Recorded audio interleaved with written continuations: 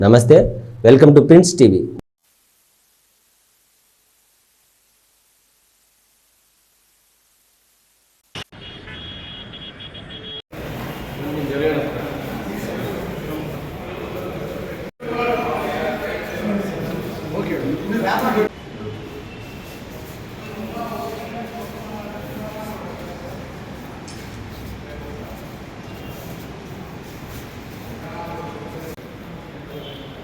Congress party అభ్యర్థిగా నేను, parliament అభ్యర్థిగా మల్లికార్జున నేను, ఇండియా కూటమిలో సిపిఎం సిపిఐ అభ్యర్థిగా జాఫర్ అన్నను అసెంబ్లీకి నిలబడడం జరిగింది.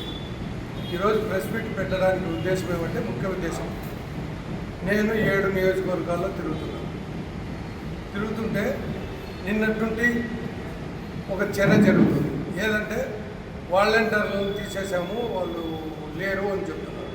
కానీ నిన్న ప్రొద్దున నుండి ఫస్ట్ స్లిప్పులు ఇచ్చుకుంటా విఆర్ఓ గారు వాళ్ళు ఫస్ట్ స్లిప్పులు ఇచ్చుకుంటూ పోతున్నారు.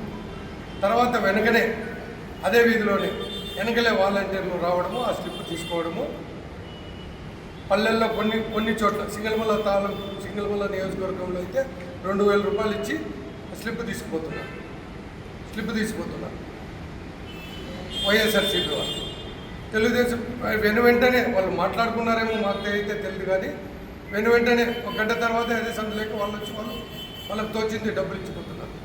ఈ డబ్బులు పంచడం ఒరవడని తెలుగుదేశం ఫస్ట్ స్టార్ట్ చేసింది.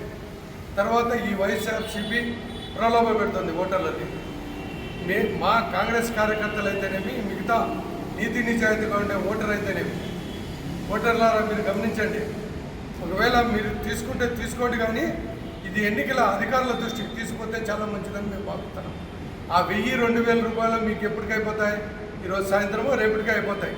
తర్వాత ఈ 5 ఏళ్ళు మనల్ని వాళ్ళు పరిపరి విధాలుగా దోచుకుంటారు. జాగ్రత్త పడండి కార్యకర్తలారా, ఓటర్లారా. మరి ముఖ్యంగా ఏమంటే, ఈ అనంతపురం జిల్లాలో కాంగ్రెస్ పార్టీ గెలిస్తే, కమ్యూనిస్ట్ పార్టీ జాఫర్ అన్న గెలిస్తే మేము ఏం చేస్తామని చెప్పడానికే ప్రెస్ మీట్ పెట్టాము. కాంగ్రెస్ పార్టీ రాహుల్ గాంధీ ప్రధానమంత్రి అయితే మాకి ఫస్ట్ ప్రత్యేక హోదా ఇస్తానని ఆయన పదే చెప్తున్నాడు.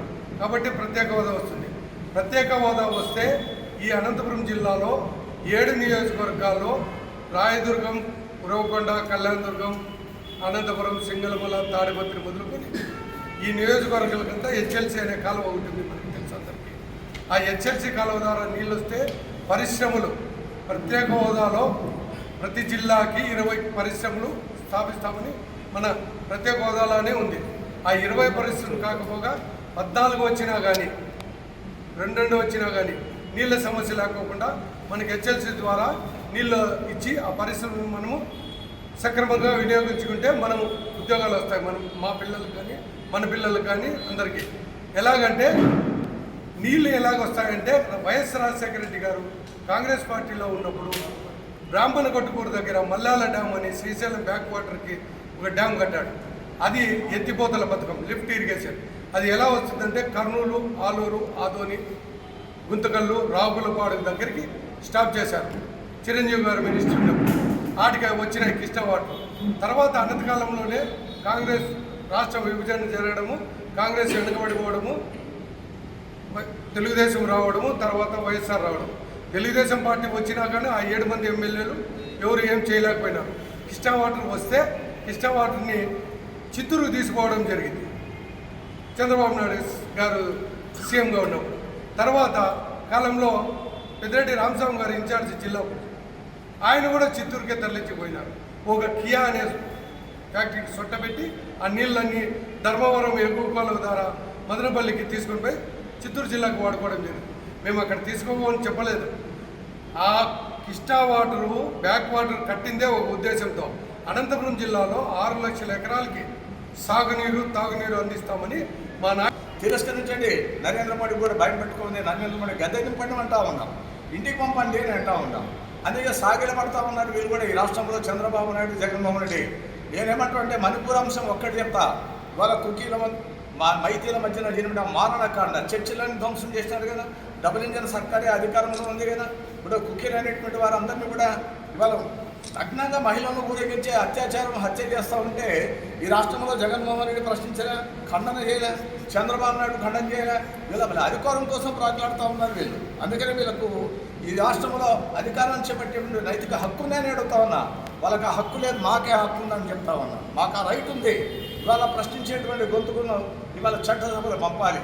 నన్ను తర్వాత పార్లమెంట్ని ఇవాళ పంపడం ద్వారా భారత రాజ్యాంగాన్ని కాపాడుకునేటువంటి అరుదైనటువంటి అవకాశం కల్పించిన వారైతామని చెప్పి నేను ఓటర్ మహాశీలందరికీ నేను విజ్ఞప్తి చేస్తా ఉన్నాను. అనంతపురం జిల్లాలో కరువు జిల్లా. అనంతపురం అభివృద్ధి ఎరగలేదు. 5 ఏళ్ల కాలంలో జగన్మోహన్ రెడ్డి డైరెక్ట్గా వాలంటీర్లు, గ్రామ సచివాలయ వ్యవస్థను పెట్టి ఎమ్మెల్యేలు కానీ మంత్రులకు కానీ ఎవరికి కూడా అవకాశం లేదు కదా. కానీ ఇవాళ మేమేమంటామన్నా అంటే అభివృద్ధి చేసి తిడతాం. అభివృద్ధి చేయకపోతే మళ్ళీ ఓటు కూడా అడిగే ప్రసక్తే లేదు.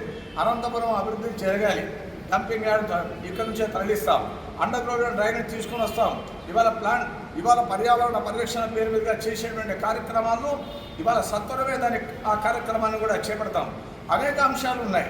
వీటన్నింటిపైన ఇవాళ కమ్యూనిస్ట్ పార్టీగా కాంగ్రెస్ పార్టీ ఇవాళ అందరూ కూడా ముందుకు రావడం జరిగింది. కాబట్టి డెఫినెట్గా నేను ఖచ్చితంగా గంటాబద్ధంగా చెప్పగలను, ధైర్యంగా చెప్తా ఉన్నాను. అభివృద్ధి చేస్తుంటాం. ఇవాళ ఇండియా కూటమి అంటే షర్మిలా రెడ్డి గారు వచ్చిన తర్వాత వారి వైపును చూస్తూ ఉన్నారు. కాంగ్రెస్ ఇవాళ రాహుల్ గాంధీ వైపును చూస్తూ ఉన్నారు. అందుకే వాళ్ళందరూ కూడా సెక్యులర్ పార్టీస్ ఇవి.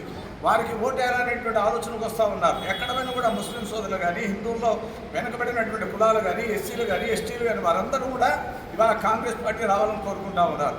కమ్యూనిస్టులు ఒకప్పుడు మేము వేరువేరుగా ఉండేవాళ్ళం. ఇవాళ కాంగ్రెస్ పార్టీ కమ్యూనిస్టులు కలిసి మేము ప్రజల దగ్గరికి వస్తున్నామంటే ఇవి జాతీయ పార్టీ అవి.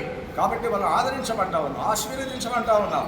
మాకు ఓటేసి మమ్మల్ని గెలిపించమని మేము కోరుతా ఉన్నాం. అనంతపురానికి సంబంధించినటువంటి అభివృద్ధికి సంబంధించిన అంశమే కాదు, ఇవాళ వారి మేనిఫెస్టో కూడా ఇవాళ రాహుల్ గాంధీ తర్వాత ఖర్గే విడుదల చేసినటువంటి మేనిఫెస్టో మహత్తరమైనటువంటి ఇవాళ వాళ్ళ మేనిఫెస్టో అది చాలా అద్భుతంగా ఉంది. దాన్ని కూడా మీరు చూడండి అంటా ఉన్నాం. Communist party